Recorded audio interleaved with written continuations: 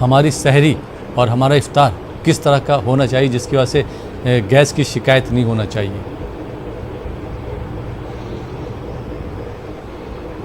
دیکھیے اس کا تعلق طب سے ہے، اور ہمارے رسول کریم علیہ الصلاۃ والسلام کی تعلیمات میں طب بھی ہے، حکمت بھی ہے، صحت کا نظام بھی ہے۔ روزے کا مقصد یہ ہے کہ مخصوص وقت تک معدے کو غذا پہنچانے سے بالکل روکے رکھنا ہے، کیونکہ مسلسل وہ ہضم کرنے کی وجہ سے تھک جاتا ہے، ہر ایک حصے کو آرام پہنچنا چاہیے۔ تو روزہ اس لیے مقرر کیا گیا تاکہ صبح صادق سے غروب آفتاب تک اس پر بار نہ پڑے۔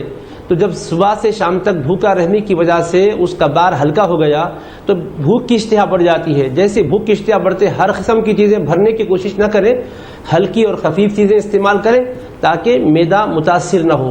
نبی کریم علیہ السلام نے کھجور پر افطار کیا ہے، پھر پانی آپ نے تناول فرمایا، کبھی پانی کھجور نہیں ہونے کی صورت میں صرف پانی پر بھی اکتفا فرمایا ہے۔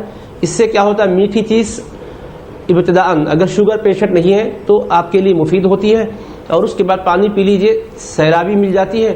اس کے بعد نماز پڑھ کے آپ اطمینان سے اور کوئی چیزیں کھانا چاہتے ہیں تو کھا سکتے ہیں، لیکن اس میں اعتدال کو ملحوظ رکھیے۔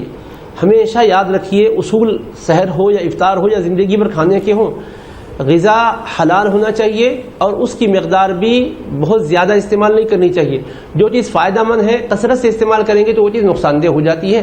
طریقہ استعمال بھی ہونا چاہیے اور مقدار بھی ہونا چاہیے۔ استعمال کا طریقہ اچھا ہو، مقدار بھی مناسب ہو تو پھر بہتر ہے۔ سحر میں بھی حضور پاک علیہ السلام نے کھجور کا اہتمام فرمایا ہے، لیکن ہم اپنے ملک میں رہنے والے یا پھر بیمار اور پیشنٹ جو حضرات ہیں ان کو یہ نہیں کہہ سکتے کہ کھجور استعمال کریں۔